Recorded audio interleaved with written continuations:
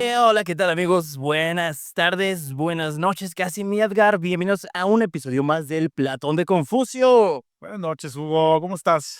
Muy bien, muy bien. Mira, y bien acompañado su Sí, hombre, bienvenida, diputada. Muchas gracias por invitarme, oigan, de verdad, qué honor que los pueda acompañar en esta sesión que tienen hoy de debate. Qué gusto que No, estés acá, la verdad. al contrario, gracias por venir. Y bueno, a ver, preséntanos, Edgar, que es una de tus compañeras ahí también en la política. Hazme la buena, todavía no llegó diputada, ella ya es diputada, pero la verdad nos da mucho gusto tenerte acá, Valeria. Gracias por estar acá, aparte por el distrito 20 en Tonalá. Bien, Te así. veo muy activa ahí con un muchacho, un amigo muy cercano a ti, que andan haciendo muchas actividades, cisne, eventos. Platícanos, ¿qué andas haciendo ya? Pues afortunadamente en Tonalá, también en El Salto, tuve mucha apertura del ejecutivo, que es el municipio, porque evidentemente si quieren no te invitan a nada, ¿no? O sea, si quieren el municipio hace su chamba y se separa totalmente del Congreso, que muchas veces lo que le hace daño a los municipios es esa falta de coordinación, porque en el Congreso del Estado se ven todos los recursos que se aprueban para el Estado y que en consecuencia bajan a los municipios. Entonces, en Tonalá y en El Salto hemos tenido muy buen recibimiento, ¿no? Somos parte de la comunidad. En Tonalá en específico, el Instituto de las Juventudes ha abierto sus puertas para colaborar mano a mano. Soy la diputación de las más jóvenes en el Congreso del Estado y eso también facilita las cosas, pero también es verdad que hay un montón de funcionarias y funcionarios en el municipio de Tonalá que nos han invitado a formar parte también de todas las actividades que hace, que son muchas, muy distintas y siempre acompañados de un tema cultural, lo sabes tú mejor que yo. Entonces, ¿Fuiste cuota joven? ¿Fue no, por cuota joven tu no, candidatura? joven, no, Ok. pero, fíjate que creo que sí ¿Sí? fuimos cuota joven, pero no hubo necesidad porque había muchas diputaciones jóvenes. O sea, entonces cualquiera de las que estaban ahí podían calificar. Estaba Mariana Casillas, estaba Itzul Barrera, estaba Tonantzin Cárdenas y yo en esa mega coalición que se hizo en el 2024. Entonces, aunque fuera o no fuera, había Ya candidatos estado cubierta la cuota. que cubren la. No le voy a preguntar su edad, no estén esperando saber su edad. Quien quiera saber qué es la cuota joven, investíguele poquito, Exactamente. Sigue la legislación. ¿verdad? Échale nuevos. Y bueno, a ver, platícanos un poquito cómo es que te interesó la política, porque mira, aquí yo lo que estoy viendo, y tengo el dato, a ver, licenciado médico cirujano partero, Sí, así es. y luego maestría en salud pública. Sí. Bueno, yo participo en política desde la escuela. O sea, fui presidenta de mi preparatoria y desde la Federación Estudiantil Universitaria participé, o sea, participo en política desde que tengo 17 años. Entonces no era raro que luego encontráramos puntos de coincidencia en los partidos políticos y empezáramos a participar ahí. Pero sí, en efecto, yo estudié medicina, estudié una maestría en salud pública. Toda mi vida ha sido muy académica y también en el eco de la academia encuentras muchas resistencias de la participación política para las mujeres. Entonces, el origen de mi participación política tiene que ver con esa resistencia, que no había espacios para las mujeres y entonces nosotras empezamos a generar conciencia de que las mujeres no tenían que llevar agua en los presidiums. O sea, las mujeres tenían que adaptarse en los presidiums a tomar parte de la toma de decisiones. De ahí, imagínate, voy a decir, mira, Ah, ya lo dices, es diferente, yo no se lo Ya no pregunté. preguntamos, ¿no? Exactamente. tengo 32 años, o sea, tengo casi 15 años haciendo política desde las filas de la estudiantil hasta fui secretaria de la Federación Estudiantil Universitaria, fui candidata a presidenta municipal de Guadalajara en el 2018, fui candidata a diputada local en el 2021 y fui candidata a diputada local otra vez en el 2024. Ok. No, pues súper joven para toda la ya historial que tienes. ¿Y qué es lo que te llamó la atención al principio cuando empezaste en la escuela? Decir, pues tengo que meterme a ver. O sea, a lo mejor ahorita hay mucho colectivo feminista, Claro. colectivo para lo del género. Pero hace 15 años, cuando empezó, no estaba eso. Claro. Uno fue la participación política de las mujeres, o sea, me parecía que había mucho talento en las mujeres que organizaban las cosas, o sea, generalmente se dedicaban a organizar detrás del telón y alguien más representaba. Entonces yo decía como, ¿por qué no representamos si todo el tiempo estamos organizando todos los eventos que se hacen? O sea, por más pequeño que llegaras, la Prepa 4 tenía 1200 estudiantes. Yo fui presidenta de la Prepa 4. No, y sí es cierto, las mujeres son más organizadas, la verdad. O sea, como hombre lo acepto, no No vamos a competir, ¿no? En ese tema. Yo no entro a ese debate. Entonces fue mucho de eso de la participación y cuando llegué al sector salud, una vez que empecé a estudiar medicina, me di cuenta que la resistencia era doble, en lo político y en lo académico, porque los profesores me decían, no, ustedes están aquí mientras se casan con un cirujano para que ustedes sea hacia, nosotras no íbamos a ser las cirujanas exitosas, nosotras nos íbamos a casar, estábamos ahí para casar con cirujanos exitosos. ¿Quieres quemar alguno aquí? Va a ver su nombre de dotes maestros. ¿En serio? ¿Eso es sí, no? Con las mismas prácticas, supongo. Entonces, como que dije, es en todos lados, o sea, es en lo político, es en la academia. Y cuando llegué a los hospitales a hacer mis prácticas, me di cuenta que era lo mismo. O sea, estudiábamos igual, hacíamos tarea igual, nos desvelábamos igual, teníamos guardias igual, pero además nosotros teníamos que resistir el acoso y el hostigamiento. Entonces, no me hacía sentido y dije, no, o sea, las cosas tienen que empezar a cambiar. Y fue en una parte por la participación política de las mujeres y luego porque tampoco me hacía sentido que los recursos públicos no alcanzaran en las instituciones y el origen tenía que ver con la salud pública. Yo decido hacer una maestría de salud pública en vez de una especialidad para entender de fondo cómo se organizaba el sistema de salud y los hospitales. ¿Qué? Ese es el origen de Familiares políticos, familiares en algún puesto ahí. nadie. Hugo, no todos los que estamos en política venimos de una línea ascendente o descendente de la política. Por eso va mi pregunta, porque la gente... Solo los hijos de el expresidente, güey. Solo Bobby, de ellos sí, nosotros no, güey. que pues andan en Europa, no andan en la que por cierto, No le estás haciendo daño a nadie aquí, dices. Porque los de Calderón no están en la política, güey. pues, según ellos. No, pero esa es mi pregunta, a eso va la pregunta, pues que conozcan. El Edgar, que cómo dejas a los hijos. Ya nos vamos a pelear rudos. Yo todavía no tengo los guantes, pero está bien. Bueno, yo me refería a que no necesariamente tienes que venir de una familia política o de conocer a alguien para meterte y hacerte responsable ahora sí de tu participación ciudadana en la política. Sí, no. Mi origen político tiene que ver con que la familia materna, mi familia materna, estaba muy politizada en la Liga 23 de septiembre y los vikingos. O sea, todos mis tíos abuelos fueron parte de ese movimiento Órale. social. Y yo, obviamente, cuando entré a la Universidad de Guadalajara, fui parte del movimiento estudiantil, ya con ese eco de haber tenido familiares que formaron parte de la Liga 23 de septiembre. Pero mi mamá es comerciante, mi papá es ingeniero mecánico, mi hermana es ingeniero, mi hermana es química farmacobióloga. O sea, no hay nadie, absolutamente nadie de mi familia involucrada en política. En movimientos sociales sí, en política no. Es que fíjate que yo tengo muy claro eso y creo que es más sano y más auténtico cuando el interés por participar en político nace desde tu persona y no desde que te impulsan, porque creo que lo que se impone en la vida no cae muy bien.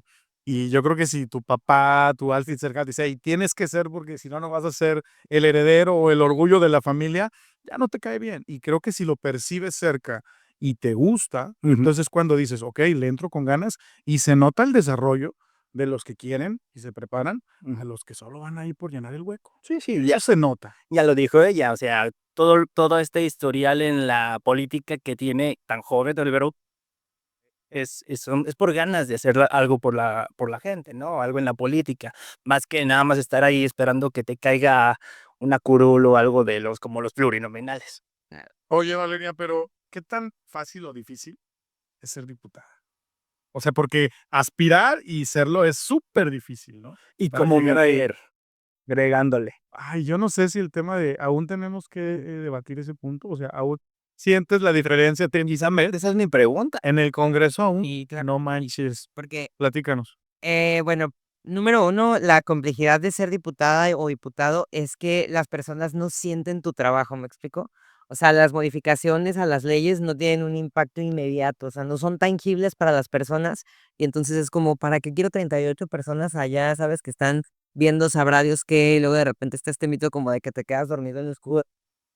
Y la realidad es que hay muchas cosas que son cruciales para la vida pública del Estado que pasan por el Congreso del Estado. La reforma al Poder Judicial, la reforma de transparencia, el presupuesto público para los municipios. Las injusticias sociales inician en el Congreso del Estado. La repartición de los recursos públicos de forma inequitativa inicia en el Congreso del Estado. La diferencia en que los municipios se desarrollan inicia en el Congreso del Estado. Solamente que está desvalorizado el trabajo porque durante décadas la realidad es que también ha sido un espacio de muchos vicios, ¿no? O sea, puedes tú no hacer ninguna legislación, y no hay nada, no pasa nada. No pasa O nada. sea, de verdad debería de haber una evaluación de productividad, de impacto de tus iniciativas para que la gente se percatara de para qué verdaderamente sirve un diputado o una diputada. Y el camino para llegar ahí, o sea, por ejemplo, yo que llegué de un lugar en donde no se hacía ese ambiente hostil de la política no te llegue, ¿sí me explico? O sea, yo mis reuniones son siempre desayunos, cuido mucho con quién te reúnes, no comparto siempre la mesa para tomar una copa de vino, porque Para que no se para malinterprete. que no se malinterprete exactamente, Tienes que porque tener ese cuidado. las mujeres tienen un doble juicio en el ejercicio de la política y pregúntale a la que quieras y siempre somos así de cuidadosas porque nosotras necesitamos dejar bien claro que somos profesionales, que sabemos lo que hacemos y que lo que necesitamos son acuerdos sobre la mesa para sacar adelante políticas públicas importantes. Sí, que no necesariamente es tras el escritorio, o sea, cualquier par de hombres irían a comer para llegar a un acuerdo y pueden pedir una copa de vino tinto, lo que se les antoje y no pasa nada. No, digo, que estás platicando con el diputado tomando una copa, bueno, No, y que probablemente, tú me desmentirás, que hay muchos acuerdos que hacen ahora sí en lo oscurito, en la noche, en un barecito, rodeado de puros hombres, donde tú ya no tienes esa participación. Ni la confianza, ni la participación, porque todavía no hay espacios seguros para que nosotras podamos hacer política, ¿me explico? O sea, no es de pares todavía. pero eso, bueno, más que, a ver si me meto en una polémica, Por pero favor, más que de mujeres, eso es de estamos aquí. principios personales, ¿no? O sea, tú pusiste tu límite, tú dijiste, yo así me muevo, y eso, digo, yo te lo reconozco y qué padre escucharlo, que tú pongas esa distancia, ese límite, pero no sé si tenga que ser así y que todas las mujeres lo piensen de la misma manera. Pero es porque nosotras percibimos un riesgo. Si no percibiéramos un riesgo, te sentarías a la mesa con quien fuera, pero hay un riesgo que no tiene que ver contigo, ¿sí me explico? Sí. O sea, no está en mí porque haya una Es latente, posible, es riesgo. posible y mejor lo Claro. evitas. O sea, es una forma de supervivencia, ¿me explico? Y no tendría por qué existir si no hubiera un antecedente de cosas que han pasado. O sea, no creo que Edgar se sienta amenazado si se va y se toma un café conmigo, ¿me explico? Y a la inversa, no porque seas tú ni mucho menos, pero si yo me sentara con un grupo de hombres a hacer política en la tarde-noche y yo fuera la única mujer y tal, o sea, como que hay un peligro latente que no descuidas. Claro, ahora ya ves, pues, Sí, sí.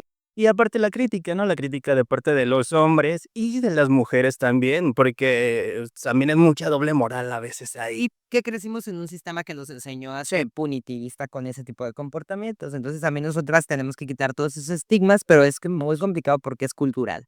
no manches. Qué bueno que están llegando nuevas generaciones de jóvenes y que puedes tener esa lucha que tiene que cambiar pronto. Y todo esto que has, hecho en tu historial político, ¿te ha llevado a tener alguna iniciativa relacionada con esto? Algo que ya tenga, que ya haya sido aceptado, que nos puedas Sí, por platicar. supuesto. Mira, nosotras, como siempre, y yo creo que agradezco mucho que el origen de mi lucha sea el tema de la igualdad.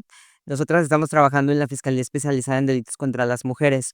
En Jalisco hay 97% de impunidad en casos de violencia familiar, violencia sexual, feminicidios. Y esto tiene que ver con que no hay un espacio activo dentro de la Fiscalía que se dedique exclusivamente a atender estos casos. Hay una vicefiscalía, pero no tiene autonomía, no tiene presupuesto, no tiene su propia estructura. Entonces, esto en el momento del acceso a la justicia limita muchísimo a las mujeres. Si a esto le sumas que hay una brecha salarial en donde las mujeres tienen menos poder adquisitivo en el Estado, probablemente tengan menos mecanismos de transporte, menos alcances judiciales, menos alcances para un abogado. O sea, hay una brecha que se va dibujando que tiene que ver con las desigualdades Y estructurales. se va haciendo más larga cada que vas sumando Ajá, puntos. exactamente. supuesto. Entonces, esta fiscalía vendría a aliviar algo que le duele mucho al estado de Jalisco, que es la violencia contra las mujeres, ¿no? Decimos siempre, y lo aprendí de un doctor que es el doctor Merino del CUSEA, que nos decía siempre, las políticas públicas tienen que atender al dolor de las personas. Y esto es algo que le duele muchísimo al estado de Jalisco,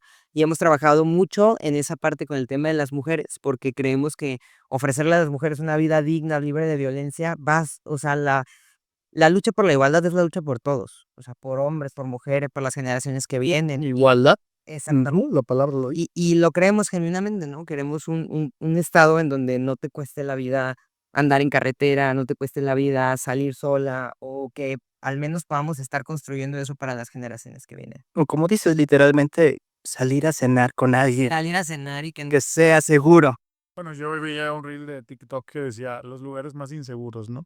Y decía el centro de Guadalajara y dice, bueno, híjole, Y lamentablemente al final decía Tonalá, yo digo, claro que no, o sea, hemos incrementado mucho la presencia de la seguridad pública, sí hay muchísimo más patrullaje, perdón, y ya no es esa percepción, pero luego creo que ese estigma Ese estigma, ya no te exactamente. quitas, o sea, dicen en la colonia Jalisco, no es cierto, o sea, ya es segura, obviamente hay áreas que no están así, pero Ujú. creo que también esos estigma quita, más bien, tarda bastante tiempo en quitarse. Sí, Ujú. además que la violencia contra las mujeres está adentro. Sí. ¿Sí me explico? O sea, está adentro con el primer círculo. Entonces, de repente es difícil que esa percepción cambie cuando tú no puedes entrar a la casa de alguien y decirle, tu primer círculo es el que te violenta, vámonos. Porque No, bueno. hay también todo un ecosistema. Tengo una pregunta ahí, de una vez, para entrar a un poquito de polémica. A ver. Sobre la violencia vicaria. Hemos escuchado, ha estado un poquito presente estos días, el debate de por qué nada más es a favor de las mujeres y no a favor de cualquiera de los padres. Y aparte lo que dijo la señorita esta ahí de Citlali Hernández. Porque está catalogado como un delito de violencia de género. Ujú. Entonces, puede que se configuren dentro del Código Penal y dentro de otros códigos otro tipo de delitos cuando se ejerzan en contra de los varones, ¿no? Que es por interpósita persona, cuando te agreden a través de alguien, ¿no? O sea, que te quieren quitar a tus hijos, a un ser sintiente, incluso objetos, lo que sea. Pero en este caso, como se cataloga como violencia de género, entonces tiene que ser en contra de las mujeres. Pero eso no es limitativo, ¿me explico? O sea, ¿por qué? ¿Por qué tenemos que discutir sobre el delito de violencia vicaria cuando también podemos generar algo que cubra a los A la hombres? par, claro. Exactamente. Entonces, a mí me parece como una dicotomía de eso no es, pues, contra de las mujeres, es porque es de avanzada, porque durante mucho tiempo el reconocer en el delito que es contra las mujeres es porque en el histórico han sido las más vulneradas. Esto no invisibiliza que también los hombres hayan sido vulnerados, pero sí quiere decir que entonces tenemos que ampliar el catálogo para abrazar este otro delito que también se está generando. Porque Que todos conocemos a un varón que ha sido víctima también, y no se trata de invisibilizarlos, pero no podemos nosotros invisibilizar toda esta historia detrás de esta violencia. ¿Sí me explico? Es como el feminicidio.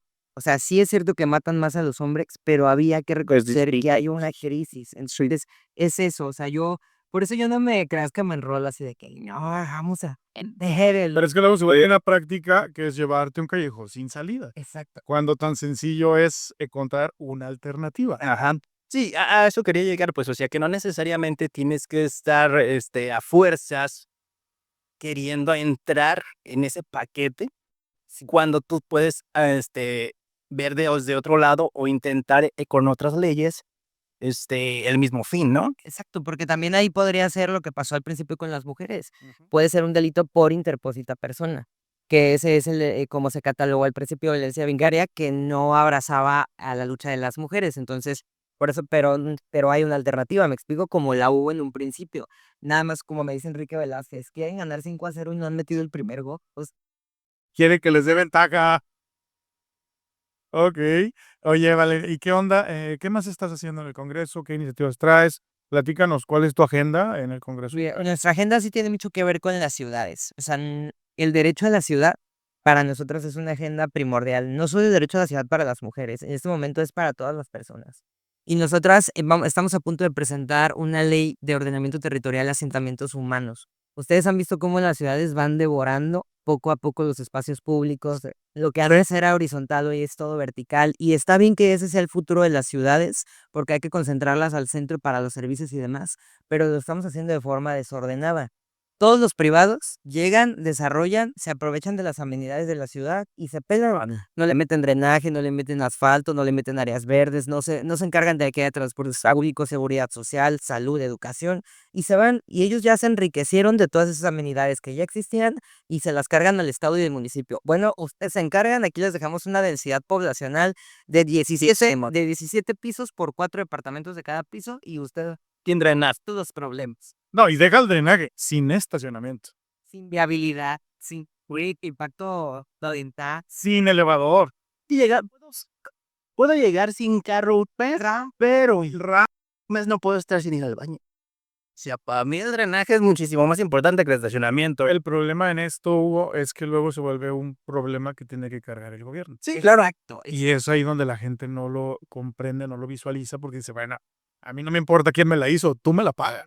Pero también el gobierno, bueno, en este caso ha habido mucho ruido de que Movimiento Ciudadano tiene mucho movimiento inmobiliario. La pea es, o sea, ellos son el cártel inmobiliario en Jalisco, pasó a esto.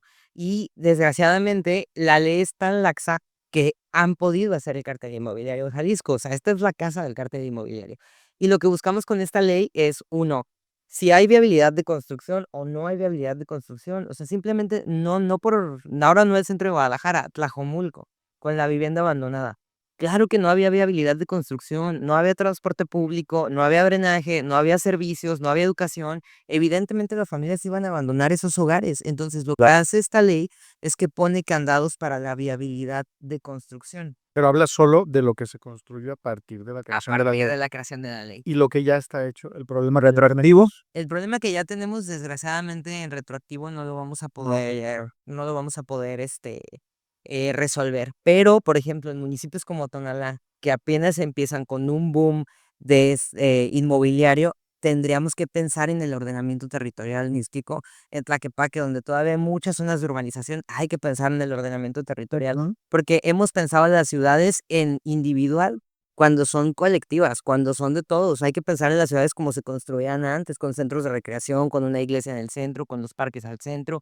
Y ahora no, o sea, observen cómo se construyen en masa esa arquitectura Puras sí, casitas, órale. puras casitas, sin nada, sin poti, puro pavimento espejo para calentar más esta ciudad. Y eso tiene que tener un orden ya, porque y un alto, y un alto. porque la mancha urbana está creciendo descomunalmente y está matando también las pequeñas áreas de Áreas, exactamente. Entonces, esta ley le pone candados a todo Qué eso. bien. ¿Y cómo ha sido el apoyo para esa ley, para esa iniciativa? Tengo 19 votos de 38.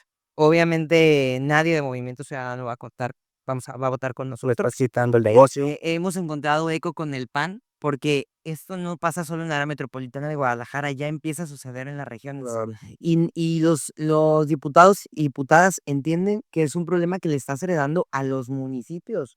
O sea, incluso en una proyección política, si tú quieres ser alcalde o alcaldesa, es un problema que tú mismo estás gestando cuanto seas alcalde o alcaldesa.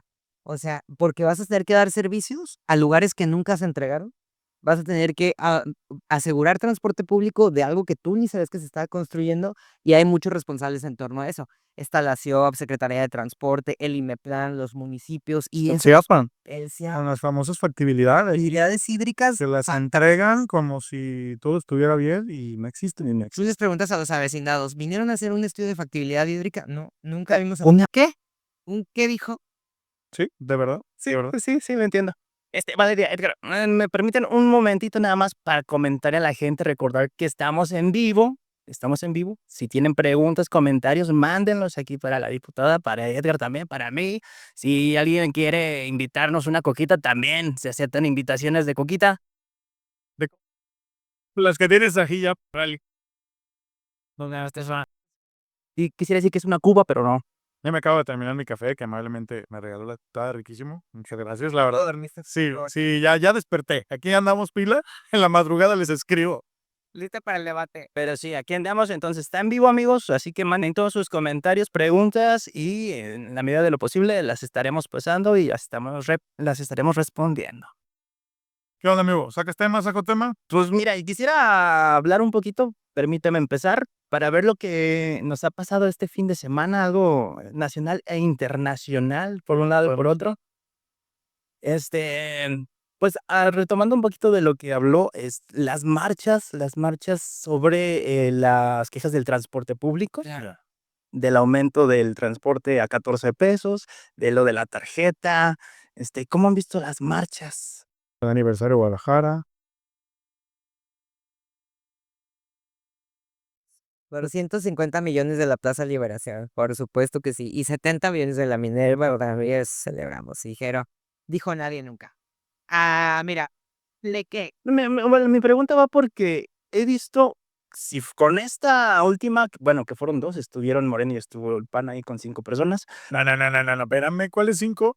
Ponla ahí para que las cuentes y si son 5 me des una. Bueno, 6. A ver, entonces, Aprenda a contar, es que no fue a la primarias. Pero yo aquí le cuento. Pero la cuestión o mi problema es, ¿por qué cada partido hace su marcha particular? O sea, si de verdad quisiéramos unirnos para que nos escuchara allá el señor en Casa Jalisco Claro. y decir: "Ah, no, ¿y sabes qué? Pues, creo que sí son muchitos los que no quieren este aumento, o nosotros la estamos regando en Yacuaco". Nadie lo queremos, güey. Exactamente, pero duda no haces, pero no si vas al PT solo, no le vas a hacer caso. Si ves al PAN solo, no le vas a hacer caso. O sea, no es no tienen la gente, no tienen el acarreo, por decirlo de alguna ¿Tú forma. crees que si se unen les va a hacer caso? No, pero por lo menos haces una noticia muchísimo más grande. ¿Cuánta gente te gusta que haya llevado al PT? No sé, pero hay una fragmentación entre los colectivos y los partidos políticos, y bueno, ya lo de los partidos políticos es histórico.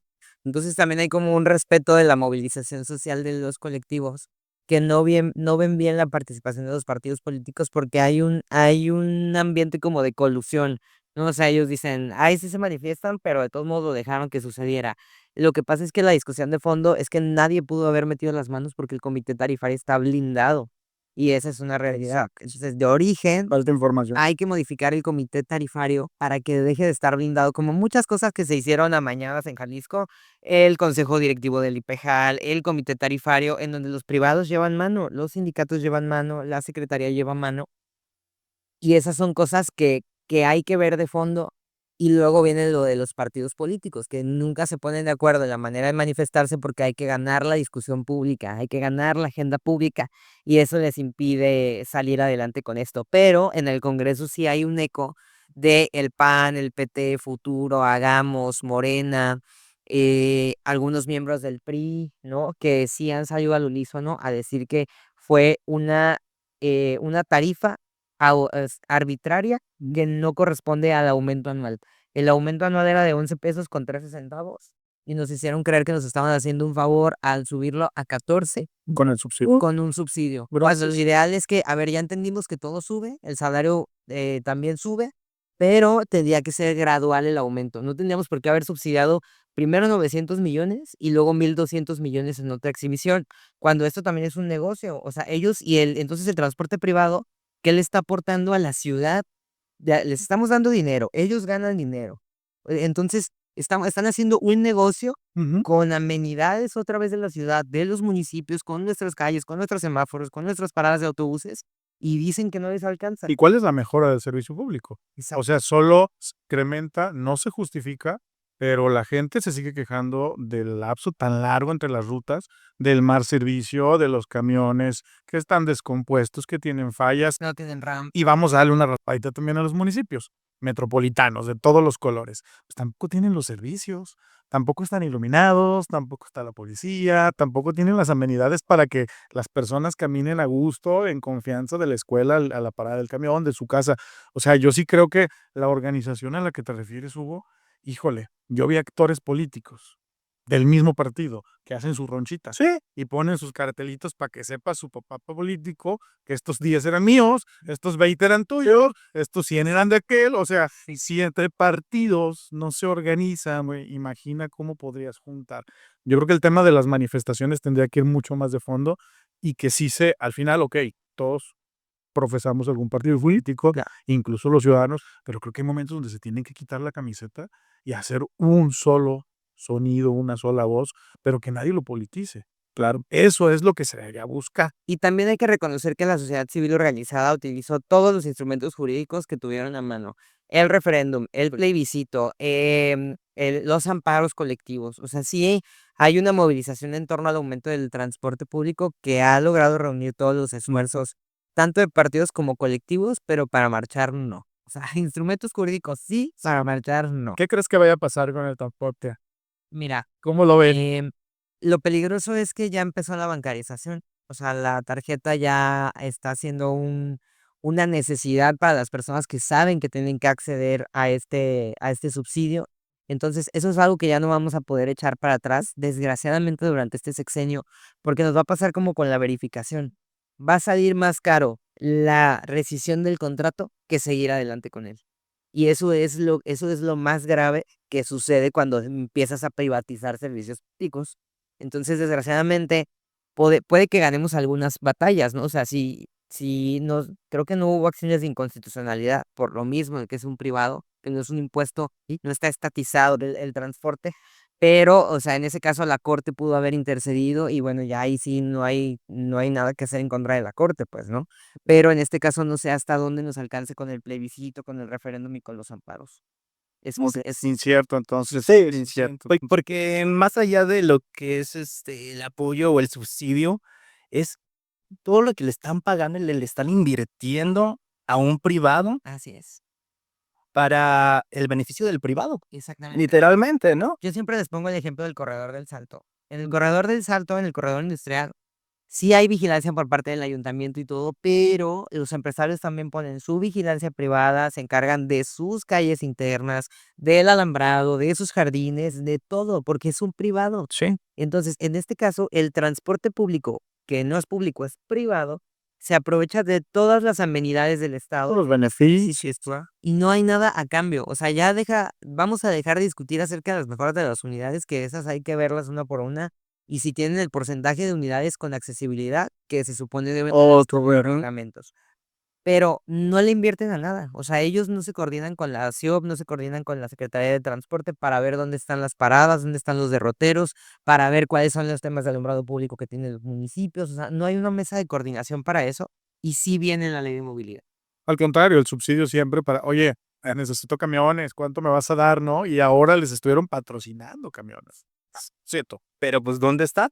Como tú dijiste, o sea, ¿Cómo son y cuál? 2 horas para una ruta ahí que tú tienes que levantar a las 7 de la mañana y si llegas a las 7:10 ya se te fue el camión y te tienes que esperar otras 2 horas y ya no llegaste. Exactamente. ¿Dónde está ese subsidio o ese apoyo que la empresa del privado, en ese caso, pues, la empresa de transporte, va a apoyar? Y aparte, ¿cómo determinan ellos cuántas unidades por ruta se necesitan? ¿Tienen estudios? ¿Se encargan de ver los centros poblacionales? ¿Saben cuántas empresas hay de camino a esos derroteros de ruta? O sea, ¿cuál es el estudio que tienen para haber determinado 14 pesos? Y eso es lo que... No, hubo un estudio que... ¿Cuál estudio? Preséntalo. ¿Cuál estudio? Exactamente. Si el estudio que hicieron los de Movimiento Aro Diésel y partes de autopartes de camiones, reparaciones y todo lo demás Tengan el estudio con la gente, para que los entregaron tarde el estudio. El estudio del IMEPLAN no estuvo listo para el comité tarifario, entonces, sin una base, se aprobó de forma autoritaria en una votación a modo en el comité tarifario. Pues sí, pero también es una práctica muy común, ¿no? O sea, podemos irnos un poquito más atrás con lo que pasó con este, el del periférico. Claro. O sea, el macroperiférico quitaste el 380, quitaste no sé cuántas rutas Sí, sin un estudio real. sea un estudio. O sea, yo voy al el problema que yo le veo es, oye, tú como político en la vida has usado un camión, o desde hace añísimos que no te subes o que no esperas un camión. O sea, ¿cómo puedes decir, pues voy a quitar todas estas y voy a poner uno y nada más va a pasar cada X minutos? Y además luego salir a decir que somos un ejemplo a nivel nacional, ¿no?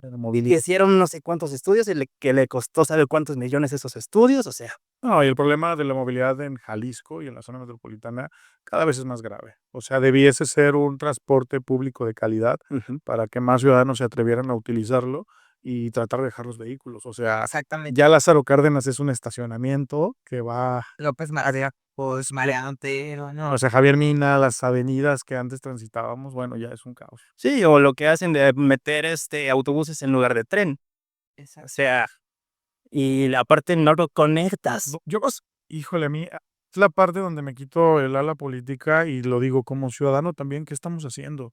Porque no solo son las empresas, no solo son los gobiernos, también son los ciudadanos, o sea, ciudadanos organizados, asociaciones civiles, grupos o colectivos que generan algunas respuestas, resultados a las problemáticas.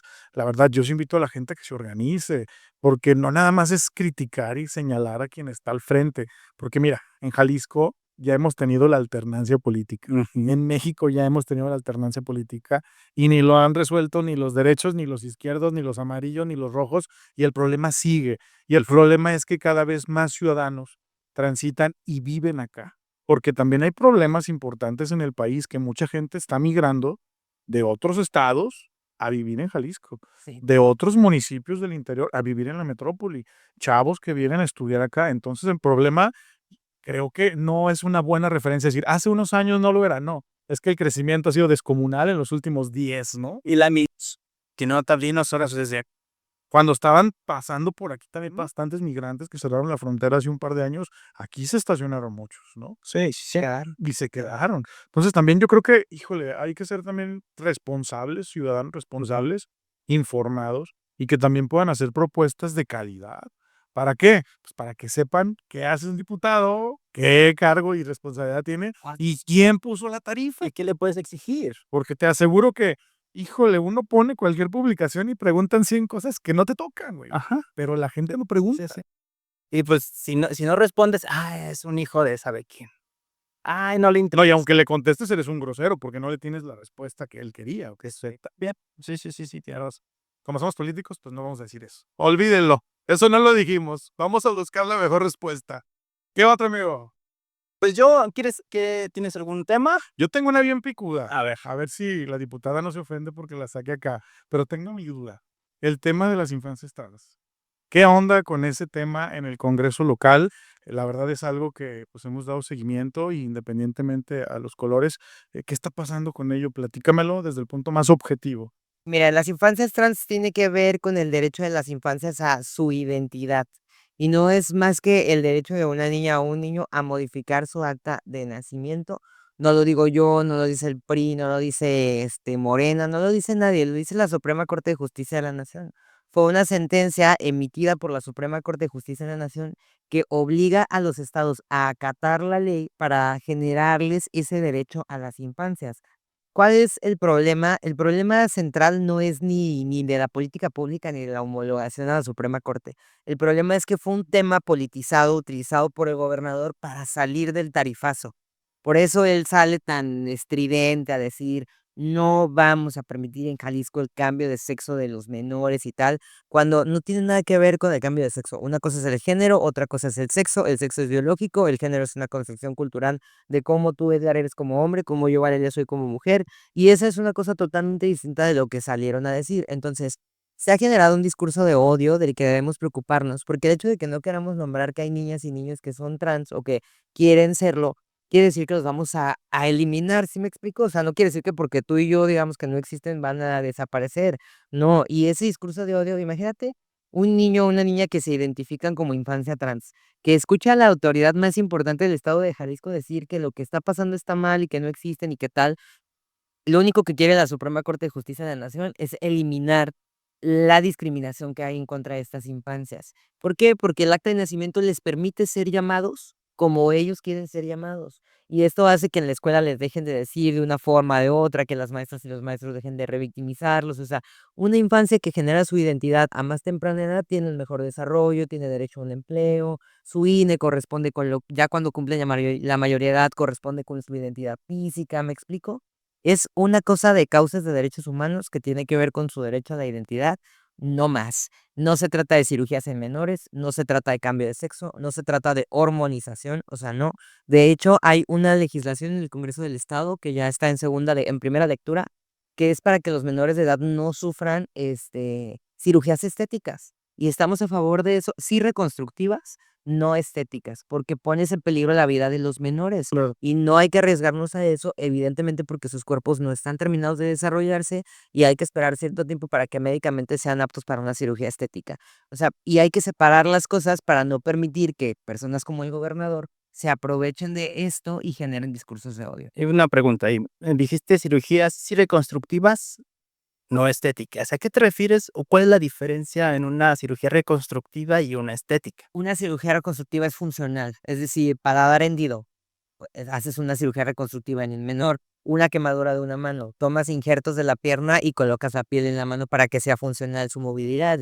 Un nariz, una fractura de nariz en un accidente, hay que hacer una cirugía reconstructiva. Cáncer de mama, o sea, hay que hacer una cirugía reconstructiva.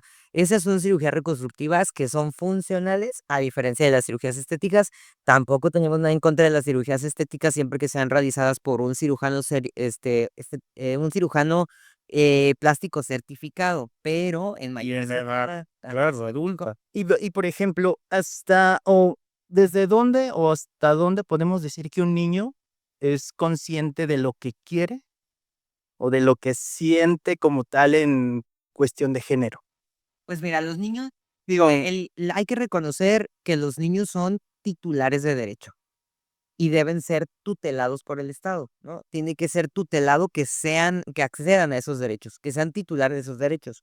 Más allá de lo que nosotros pensemos sobre las infancias, los niños tienen una autodeterminación clara, o sea, una niña y un niño sabe decir desde el principio qué le gusta, qué no le gusta, y cuando escuchas testimonios de personas trans adultas, personas adultas trans, ellos te dicen que desde la infancia sabían que tenían otro tipo de identidad y de preferencias, pero que no había esta libertad para decirlo, ¿no? No quiere decir que vaya a haber filas de niñas y de niños en los registros civiles. Es que justo a eso quisiera yo entrarle.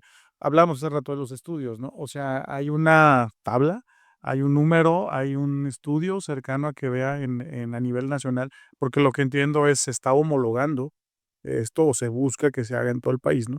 Digo, definitivamente yo no estoy de acuerdo en ello. Yo tengo una hija de 11 años y la verdad es que la amo y yo la dejaría hacer lo que ella quiera, ¿no? Si se identifica como niño o como niña, igual independiente su preferencia sexual, es algo que yo tendría mi apoyo 100%. Pero creo que a esa edad, en lo que yo veo como papá, no como político ni partidista, es que los niños tienen un cambio emocional, hormonal, muy, muy distinto. O sea, un día mi hija, Adultos, ¿eh? sí, pues sí, claro, pero ya como adulto adquieres la responsabilidad de tus actos. Y mi hija un día me pide un pantalón así y al día siguiente me dice, papá, ya no me gusta, y ayer lo amaba, y hoy no quiero esa ropa, ¿no? Y quiere algo diferente. O esto lo ligo a lo que hoy estamos viendo en redes, o sea, hoy ya se pueden sentir perros, changos, lobos. No, sí, la discusión muy distinta, es una discusión muy distinta, no podemos empatar el tema de las personas que se identifican como Therions a las infancias trans. No, no, Porque hay una línea de edad. son adultos. Yo entiendo la postura de Edgar, o sea, y hablo desde el desconocimiento, o sea, yo lo que quiero es información. Por supuesto. Porque, por ejemplo, a mí me dice mi mamá, oye, tú un día eras Leono de los Thundercats, y el otro día eras Hugo Sánchez, y el otro día eras Fernando Valenzuela, y el otro día, y si hubiera estado Goku, y hubiera sido Goku. Sí. Entonces, mi forma a lo que yo veía a ese niño es, ok, hoy piensa exactamente esto. Y es muy diferente el Leono de las caricaturas a el Hugo Sánchez futbolista. Y es muy diferente al basquetbolista o al beisbolista. Como la forma del Pero yo digo niños que se enseñaron futbolistas y hoy fueron Rafa Márquez, pues, ¿sí me explico? Claro. O sea, si ellos se concebían Hay desde algunos que perciben así exactamente. porque fue su entrega. Ajá, claro, pero a ver, más allá de sí hay estudios, por supuesto que hay estudios que evalúan el desarrollo neuronal, el desarrollo de la masa encefálica y demás, pero también hay estudios que dicen que hasta los 21 años estaremos listos para tomar una decisión y nos dan en línea a los 18, ¿sí me explico? O sea, hay muchas cosas encontradas y podemos tener un debate acerca de eso sobre la biología y seguramente seguiríamos teniendo puntos encontrados. ¿Cuál es la intención de fondo de lo que dice la Suprema Corte de la Justicia de la Nación? Es que es un derecho que no es obligatorio, pero que si hay necesidad de elegir ese derecho, esté abierto.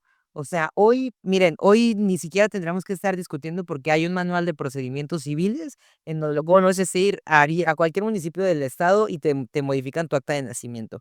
¿Qué haces? Que le aseguras el derecho para que ningún juez, nadie del registro civil te lo niegue. Pero incluso si se llegaron con un amparo, pues, ellos ya ganaron porque la Suprema Corte lo dice. ¿Quiere decir que es totalitario, que no importa nuestra discusión? No, sí importa la discusión, porque también quiere decir que estamos cuidando de las infancias, ¿no? Pero cuidar de las infancias también es librarnos de los discursos de odio. O sea, a mí este ejercicio me parece saludable, el debate me parece saludable, a tener la apertura de que incluso cualquiera infancia de nuestras familias un día decida hacerlo y pueda tener la oportunidad. Me parece saludable. Lo que yo repruebo de esto a homologación de la Suprema Corte son los discursos de odio, nada más. De eso a que yo quiera violar la autonomía del Congreso del Estado, que tienen todo su derecho de rechazar cuantas veces quieran la homologación, la tienen. ¿Va a haber penas? Evidentemente va a haber penas por el caso de la homologación. Claro. Y lo que me parece importante es que al menos ya hay un precedente, o sea, hay un antecedente y las infancias están salvaguardadas por la Suprema Corte. Pero entonces, híjole, es que esto me lleva a pensar y entender que entonces tendríamos que estar legislando para las nuevas necesidades de la sociedad. Y en León ya van a manifestarse estas personas que se sienten animales, y entonces en León ya van a tener que legislar para que ellos se puedan poner perro o gatito en el acta de nacimiento, porque tanto es el derecho del niño como el derecho de ellos. Y entonces, ¿cuántas cosas tendríamos que abrir el abanico para legislarlas y que entrara en la ansiedad? Porque pues, la democracia si es para uno, lo es para todos. Por supuesto. Entonces, ahí es donde entra la malos berro. Tendría que ser, güey.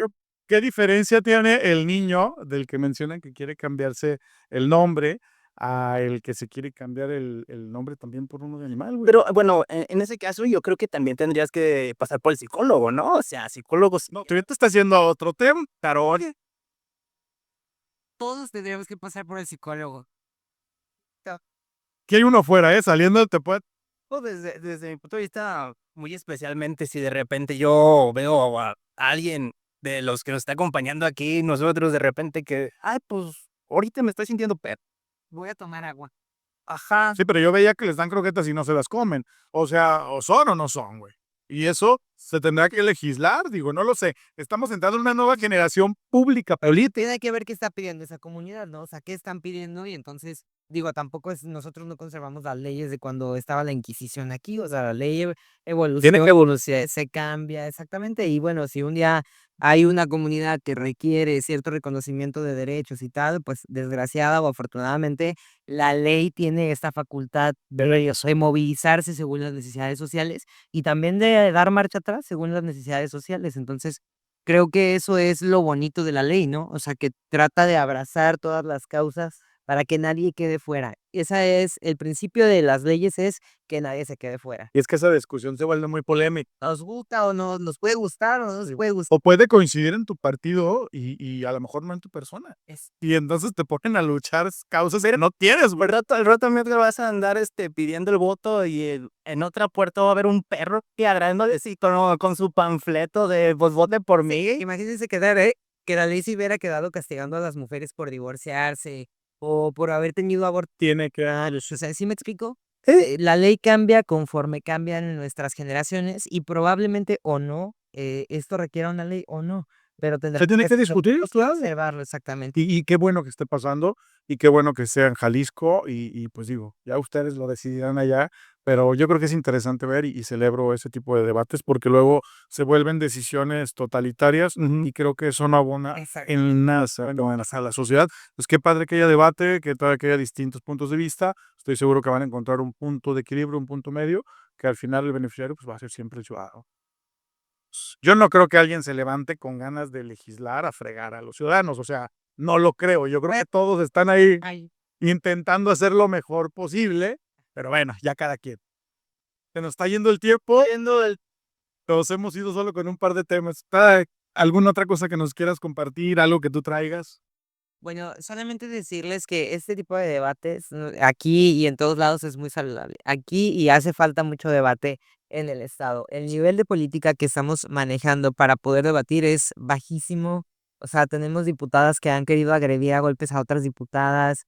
Eso no tiene ningún sentido cuando tenemos que generar debates saludables para generar consensos que al final ayuden a resolver todos los problemas que tenemos en el estado de Jalisco. O sea, llámese agua, transporte, vivienda, accesibilidad, recursos públicos para los municipios. Y de todo ello depende la madurez política con la que lleguemos a los cargos de elección, ¿no? Entonces, también es cierto que hay que empezar a revisar todo eso, es perfil, revisar nuestros perfiles, la sacudida que debe de tener no solo nuestro estado, sino todo el país en materia de participación política, y que creo que eso es algo que hay que aplaudir porque definitivamente necesitamos espacios seguros para hacer política, para generar espacios seguros en los lugares en donde vivimos, transitamos, en donde viven nuestras familias. Y creo que hoy más que nunca se necesita este debate público Completamente. profundo, saludable, en donde quepan todas las voces. Menos polarizada la sociedad, Polarizar. más hacia un mismo rumbo, porque digo, al final perros, gatos, changos, humanos, güey, vivimos, respiramos y estamos transitando en el mismo lugar. Y a lo menos creo yo que lo mejor que podemos hacer en la sociedad es vivir bien, ¿no? Y vivir mejor. O sea, la neta sí se busca y pues gracias por la apertura, por esta bonita mesa, un bonito debate. La verdad es que este es el sentido, que haya el este tipo Platón. de diálogos del Platón. Además acá la productora ya nos está jalando Las orillas. las orejas, pero yo aquí me aventaba otra hora y seguro estoy que tú también. De verdad se me pasó. Tú también.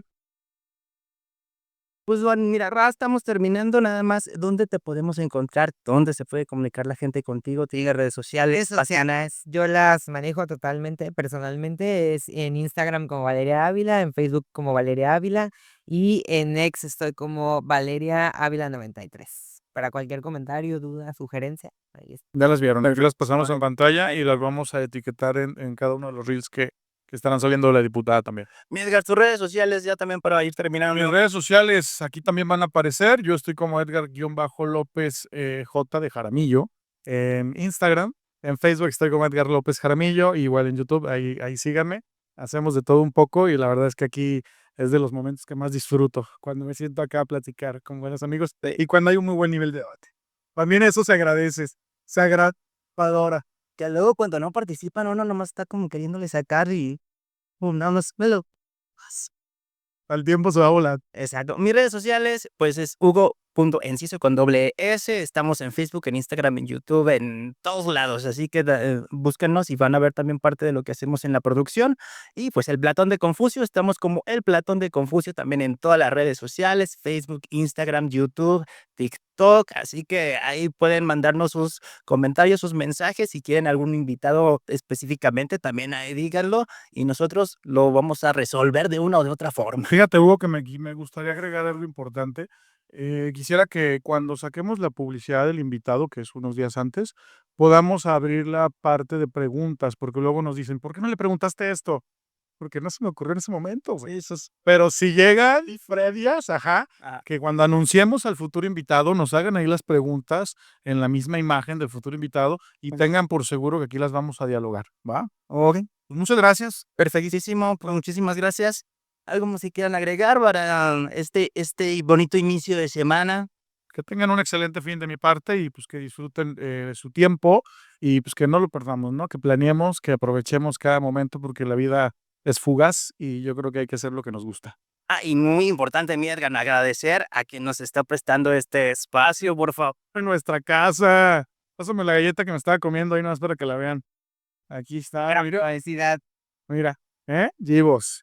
Hoy estamos aquí en las oficinas de Givos.